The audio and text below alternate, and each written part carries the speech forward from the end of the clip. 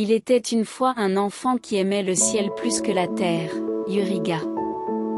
Il n'avait que 9 ans, mais dans sa tête, il portait d'innombrables rêves célestes. Pour lui, les nuages n'étaient pas de simples boules blanches, mais des portes où commençaient les aventures. À l'école, ses yeux brillaient dès que les cours de mathématiques ou de physique commençaient.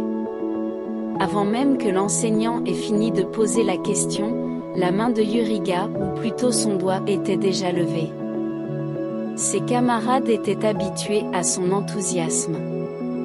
Certains souriaient, d'autres murmuraient, « Yuriga le sait déjà ».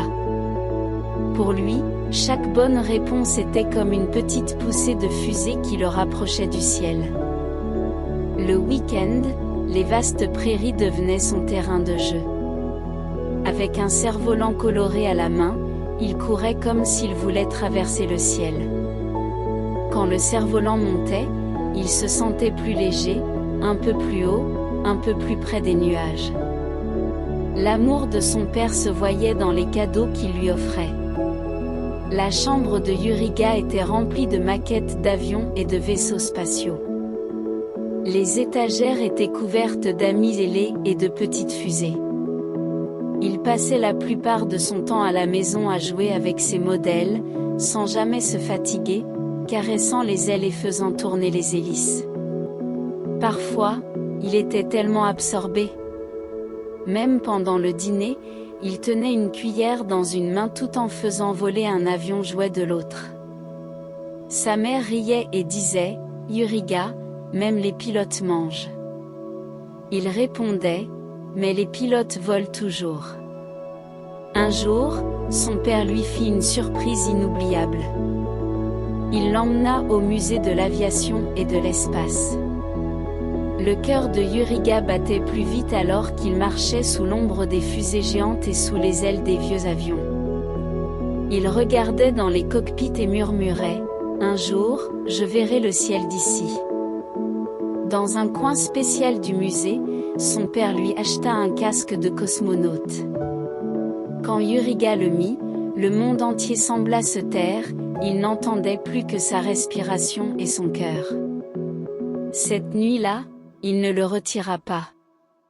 Le lendemain, il porta fièrement le casque à l'école. Ses amis furent surpris et souriants. Quand la maîtresse dit, « On dirait qu'on a un cosmonaute dans la classe aujourd'hui », Yuriga ne douta pas, « Je ne suis qu'un élève pour l'instant, mais bientôt je serai cosmonaute », répondit-il.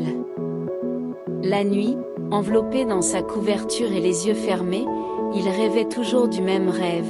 Parfois il volait dans le cockpit d'un avion à travers les nuages, parfois il regardait la terre bleue depuis la fenêtre d'une grande fusée. Ses rêves étaient grands et le remplissaient comme le vent remplit un cerf-volant. Les années passèrent. Les rêves ne s'effacèrent pas, ils grandirent. Avec ses cahiers de mathématiques, ses livres de physique et ses simulateurs de vol, Yuriga entra finalement dans la carrière dont il avait toujours rêvé, il devint cosmonaute.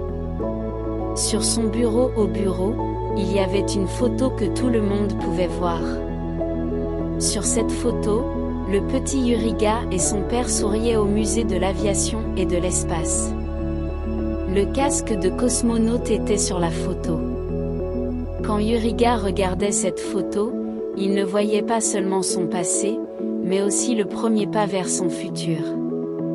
À 27 ans, il reçut la plus grande mission de sa vie, un voyage vers la station spatiale Mir. Il s'entraîna pendant des mois. En enfilant sa combinaison spatiale, il se souvint de ces soirées où, enfant, il jouait avec ses avions jouets pendant le dîner, et de sa mère et son père. Le jour arriva, les moteurs de la fusée rugirent. Le sol trembla et le ciel fut peint de feu. Yuriga monta dans un vrai vaisseau spatial, vers le même ciel où autrefois il avait envoyé son cerf-volant. Quelques jours plus tard, il se tenait devant la fenêtre de la station spatiale Mir. Devant lui, la terre bleue brillait dans l'obscurité infinie. Les nuages glissaient lentement, Les océans scintillaient comme des rubans d'argent. Le cœur de Yuriga se remplit à la fois de paix et de fierté. À ce moment, il remarqua quelque chose de petit sur le bord de la fenêtre, la photo de lui et de son père, la même de toujours.